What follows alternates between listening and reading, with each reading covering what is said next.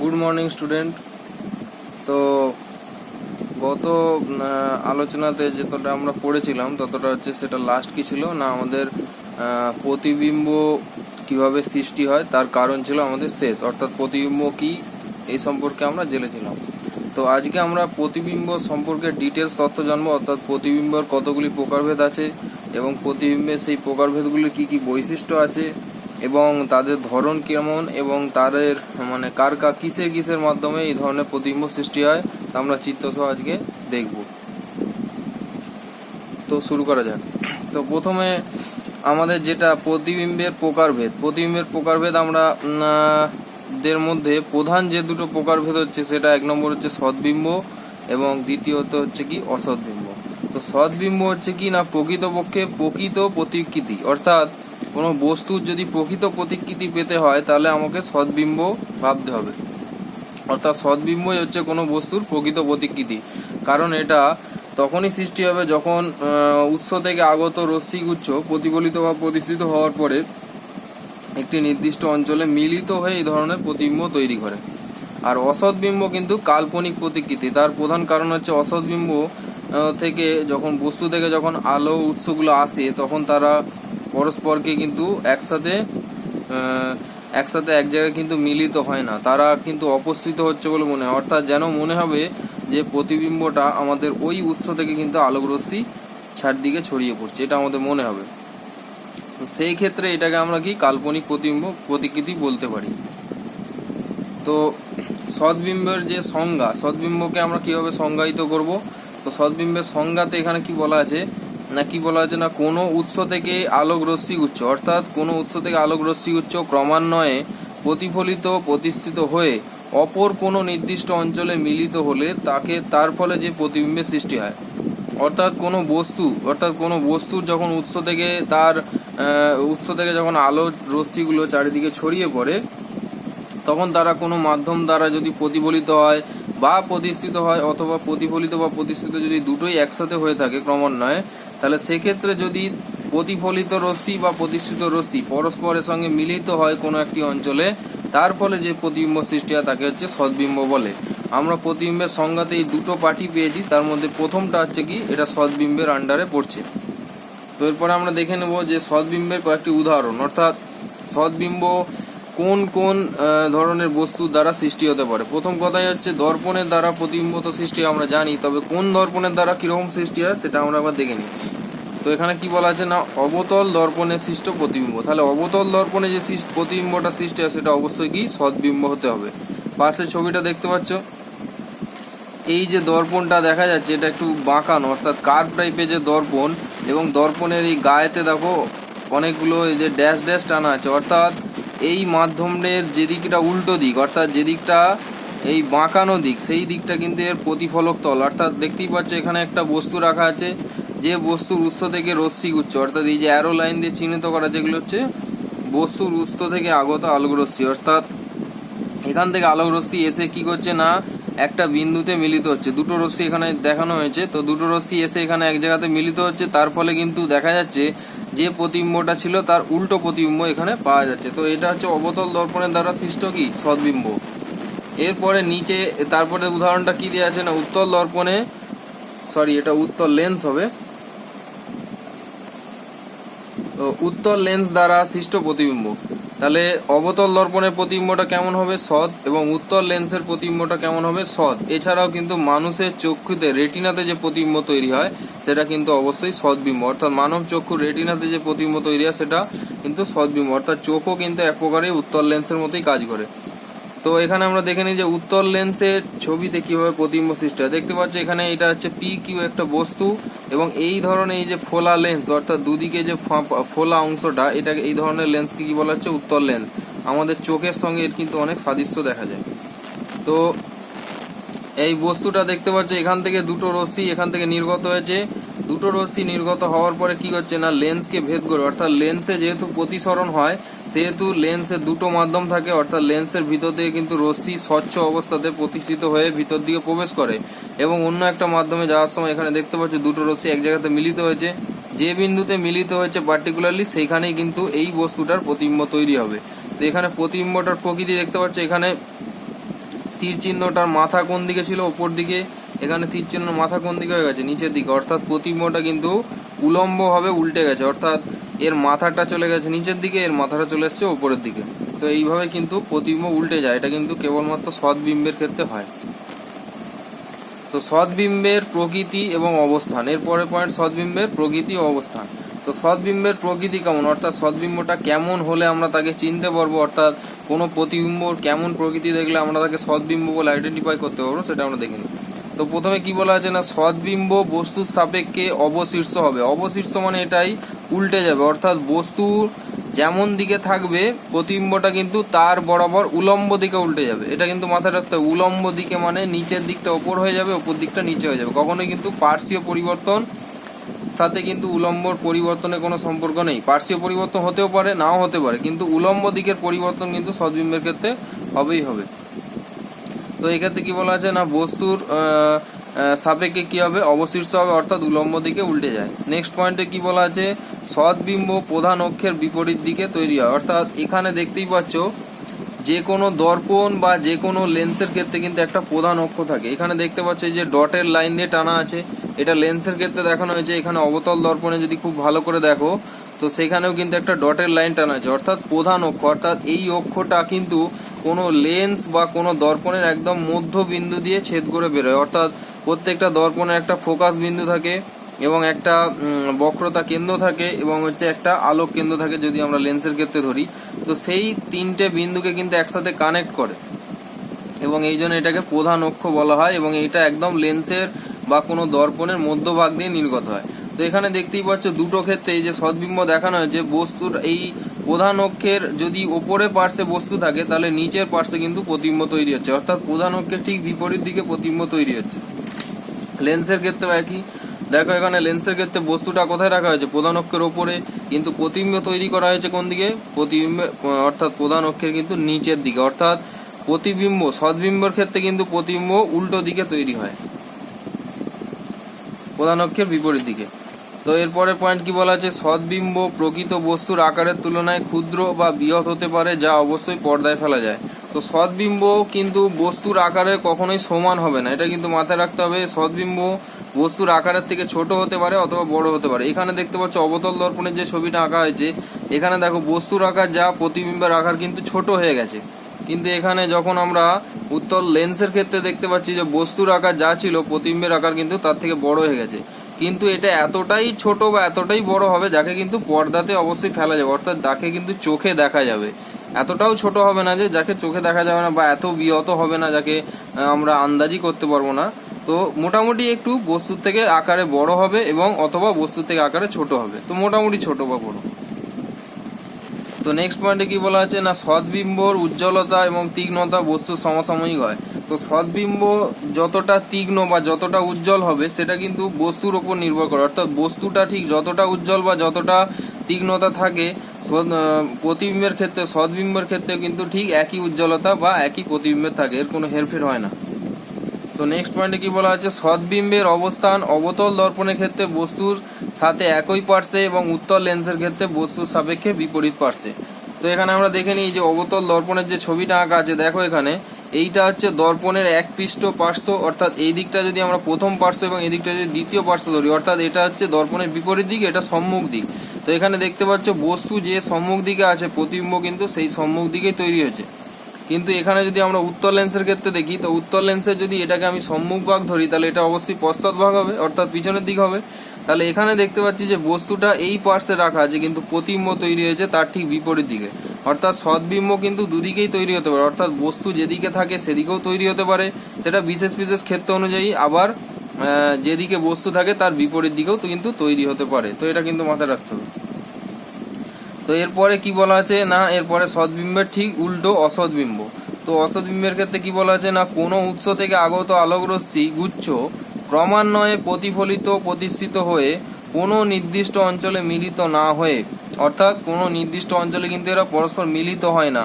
কি বলছে তাহলে কি হয় না, অপসৃত হচ্ছে বলে মনে হয়, অর্থাৎ যেন মনে হবে যে অঞ্চলে প্রতিবিম্বটা সৃষ্টি হবে যেন মনে হবে যে ওই প্রতিবিম্ব থেকেই কিন্তু অরিজিনাল আলোর উৎসটা আমরা দেখতে পাচ্ছি। তো এটা আমাদের কিন্তু মনে হবে, অর্থাৎ অসৎ বিম্ব কিন্তু এই কারণের জন্যই কিন্তু একে কাল্পনিক প্রতিকৃতি হিসেবে ধরে নেওয়া হয়।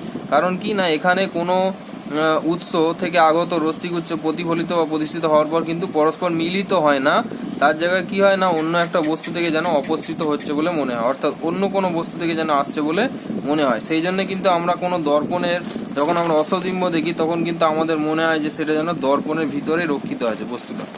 তো এক্ষেত্রে উদাহরণ কি না, কোথায় কোথায় আমাদের এই অসৎ বিম্ব সৃষ্টি হতে পারে। প্রথম কথা হচ্ছে সমতল দর্পণ, অর্থাৎ যেটা আমাদের আয়না, অর্থাৎ যেটা আমাদের দৈনিক ব্যবহার্য যে আয়না আমরা বলি সেটা অবশ্যই সমতল দর্পণ, এবং সেখানে কিন্তু অসৎ বিম্বের সৃষ্টি হয়। এছাড়া আর কোন দর্পণের সৃষ্টি হয়, উত্তল দর্পণে, অর্থাৎ আমি ছবিটা নিচে আছে দেখাচ্ছি।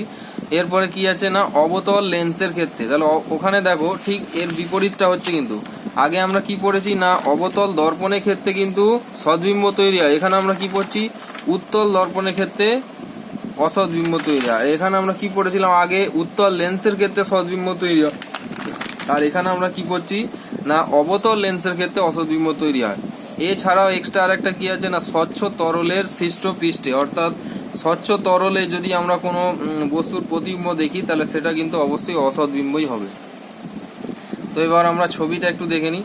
তো ছবিতে কি বলা আছে দেখো, প্রথম ছবিটা কিসের দেওয়া আছে না, উত্তল দর্পণের ছবি দেখতেই পাচ্ছ। এটা কিন্তু একই রকম দর্পণ, অর্থাৎ আগে যেমন অবতল দর্পণ ছিল এটাও সেম, কিন্তু এখানে একটা তফাৎ কি না, আগের ছিল ভিতরের দিকটা ছিল প্রতিফলক তল, এর বাইরের দিকটা প্রতিফলক তল, অর্থাৎ এই যে বাঁকানো অংশের ঢালু অংশটা কিন্তু এখানে প্রতিফলক তল, আর আগেরটা কি ছিল না, খাদ অংশটা ছিল প্রতিফলক তল। তো এটাকে আমরা উত্তল দর্পণ বলছি, অর্থাৎ উত্তল মানে কি ফোলা অংশ, আর অবতল মানে হচ্ছে খাদ। তো উত্তল দর্পণে দেখতে পাচ্ছি এখানে একটা বস্তু রাখা আছে, যে বস্তুটাকে আমি পি কিউ দিয়ে ইন্ডিকেট করেছি। তো এই বস্তু থেকে দুটো রশ্মি আমরা যদি কল্পনা করি, তো এই রশ্মিটা কিন্তু এখানে উত্তল দর্পণ দ্বারা প্রতিফলিত হওয়ার পর কি হচ্ছে, অন্যদিকে চলে যাচ্ছে। কিন্তু এখানে কিন্তু ডাইরেক্ট দেখো দুটো রশ্মির কিন্তু কোনো সাক্ষাৎ হচ্ছে না, অর্থাৎ দুটো রশ্মি কিন্তু এক জায়গায় মিলিত হচ্ছে না, তার পরিবর্তে কি হচ্ছে, দুটো কিন্তু দুদিকে ছড়িয়ে যাচ্ছে।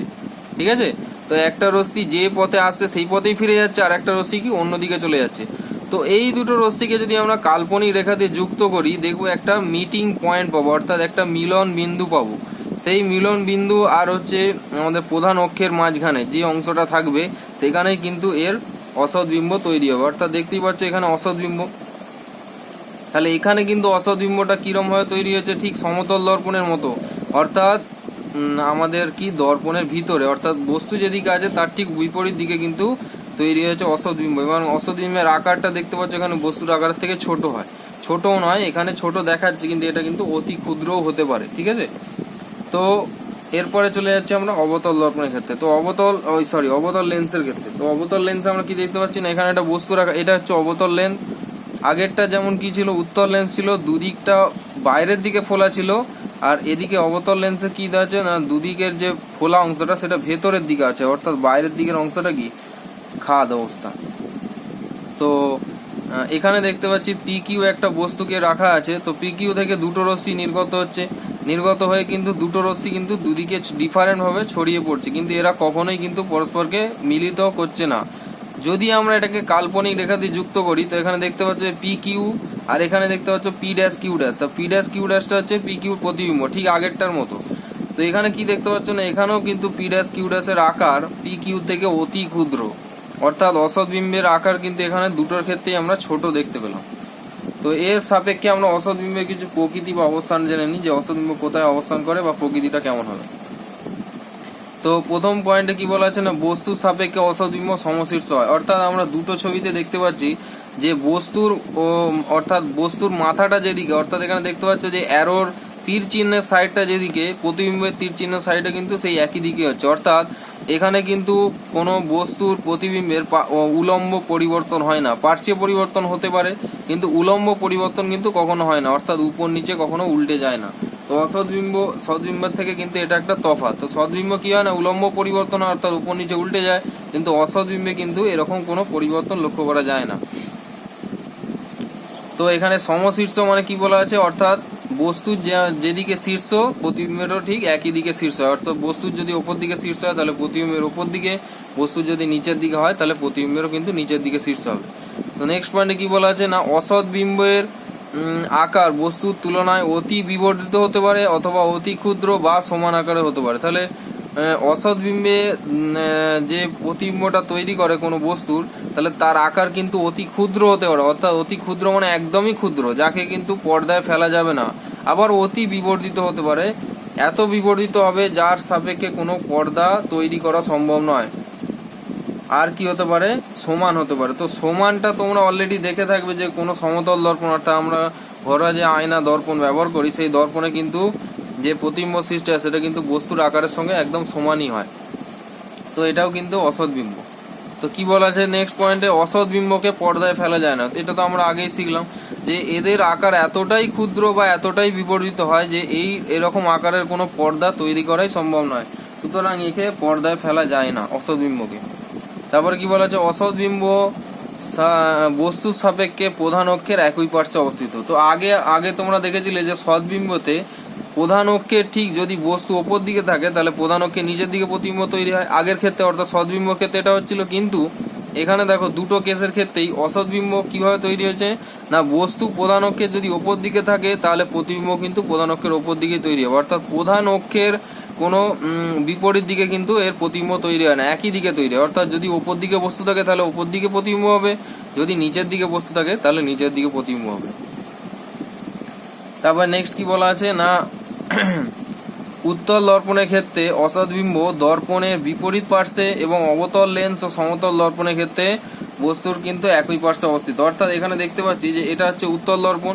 তো উত্তল দর্পণের ক্ষেত্রে কি হচ্ছে না, আমাদের বস্তুটা হচ্ছে দর্পণের বাইরে রাখা আছে, কিন্তু প্রতিবিম্বটা তৈরি যেন মনে হচ্ছে দর্পণের ভিতরে, অর্থাৎ এটা দর্পণের সম্পূর্ণ বিপরীত পার্শ্বে তৈরি হচ্ছে। কিন্তু যদি আমরা অবতল লেন্সের ক্ষেত্রে দেখি, অবতল লেন্সের বস্তু যেদিকে আছে দেখো প্রতিবিম্বটা কিন্তু সেই দিকেই আছে, অর্থাৎ এটা কিন্তু একদম সদ্বিম্বের উল্টো। সদ্বিম্বতে কি হচ্ছিল না, আগে কি হচ্ছিল না, অবতল দর্পণের ক্ষেত্রে বস্তু যেদিকে ছিল সেদিকে প্রতিবিম্ব তৈরি হচ্ছিল, এই দেখো বস্তু যেদিকে ছিল সেদিকে প্রতিবিম্ব তৈরি হচ্ছিল। কিন্তু এখানে যখনই আমি উত্তল দর্পণের ক্ষেত্রে বিচার করছি তখন দেখতে পাচ্ছি না, বস্তু যেদিকে আছে প্রতিবিম্বটা কিন্তু তার বিপরীত দিকে তৈরি হচ্ছে। আবার উত্তল লেন্সের ক্ষেত্রে যেখানে সদ্বিম্ব লেন্সের বিপরীত দিকে তৈরি হচ্ছিল, সেখানে কিন্তু অবতল লেন্সের ক্ষেত্রে দেখো এখানে বস্তু যেদিকে আছে প্রতিবিম্ব কিন্তু সেই একই দিকে, অর্থাৎ একটা অপরের কিন্তু বিপরীত পুরো সম্পূর্ণ। তোমরা এইভাবে মনে রাখতে পারো।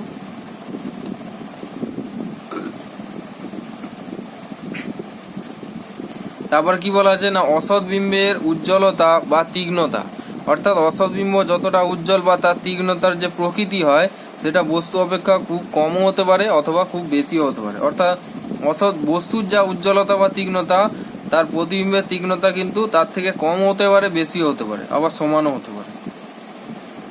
তো নেক্সট আমরা দেখে নিই কি না, সমতল দর্পণে সৃষ্ট প্রতিবিম্বের বৈশিষ্ট্য। অর্থাৎ সমতল দর্পণ বা দৈনিক ব্যবহার্য যে আয়না আছে বা দর্পণ আছে, তাতে আমাদের প্রতিবিম্ব সৃষ্টি হলে কি কি আমাদের তার প্রকৃতি হয়। প্রথম কথা কি বলা আছে না, সমতল দর্পণে সৎ বস্তুর অসৎ বিম্ব তৈরি হয় এবং অসৎ বস্তু সৎ বিম্ব তৈরি হয়।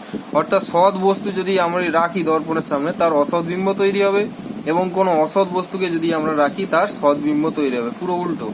তারপরে কি বলা আছে না, দর্পণ থেকে বস্তুর দূরত্ব যা হবে আর তার কি বলা আছে বিপরীত পার্শ্বে প্রতিবিম্বের দূরত্ব কিন্তু সেম হবে। অর্থাৎ এখানে একটা ছোট্ট করে ছবি আঁকছি। তো এটা যদি আমাদের দর্পণ হয়, সমতল দর্পণ হয়, তো মনে করো এটা হচ্ছে তার প্রধান অক্ষ। তো এখানে যদি আমরা বস্তুটাকে রাখি তো বস্তু থেকে এখানে দূরত্বটা কত, এতটা। আমাদের যে আমরা যে প্রতিবিম্বটাকে দেখতে পাবো সেটাও যেন মনে হবে যে দর্পণের ভিতরে ঠিক অতটাই দূরত্বে কিন্তু প্রতিবিম্বটা তৈরি হচ্ছে। অর্থাৎ দর্পণের পৃষ্ঠ থেকে যতটা দূরে বস্তু রাখা থাকবে, দর্পণের পৃষ্ঠ থেকে বিপরীত পার্শ্বে কিন্তু ঠিক ততটা দূরেই প্রতিবিম্ব তৈরি হবে।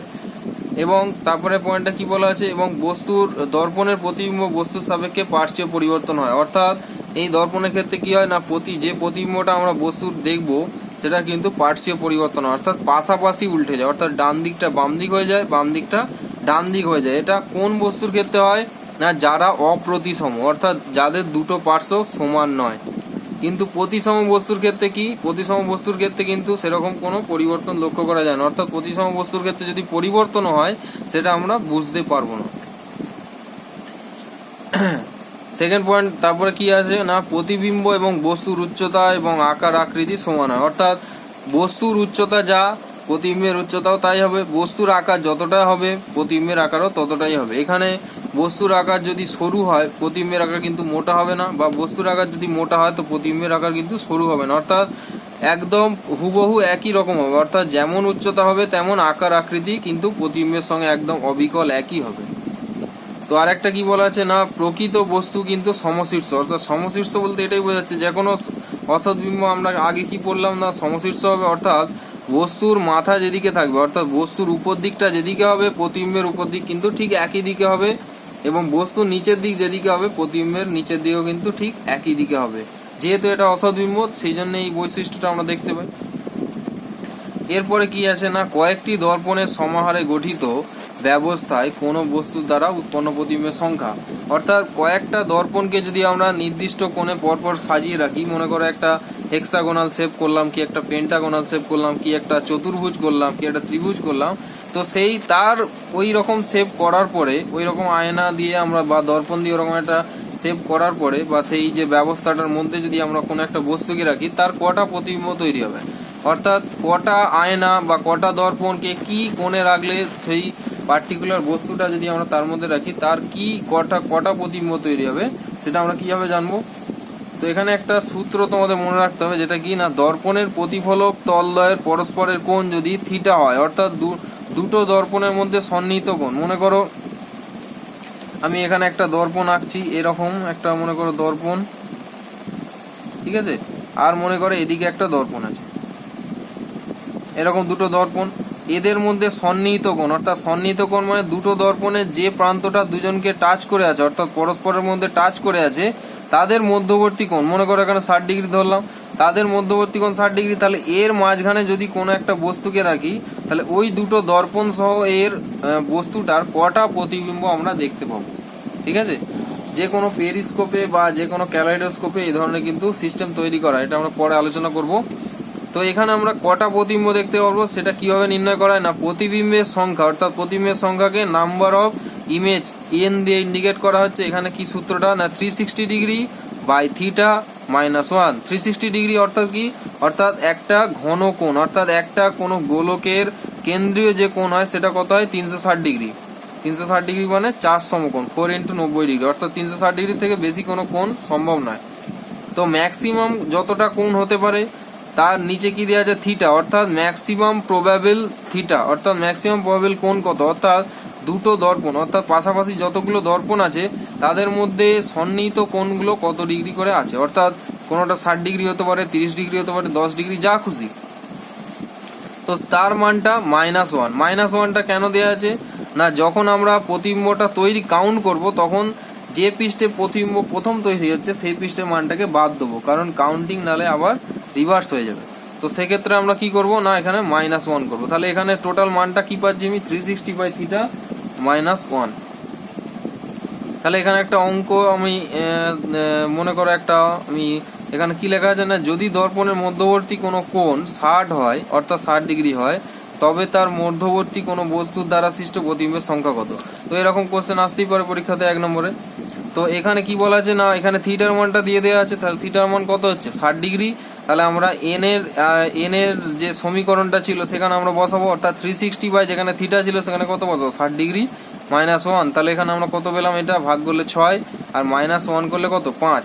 অর্থাৎ এরকম সিস্টেমে যদি কোনো বস্তুকে রাখা হয় কোনো মধ্যভাগে তাহলে সেই বস্তুটা কটা প্রতিবিম্ব তৈরি হবে, 5টি প্রতিবিম্ব তৈরি হবে।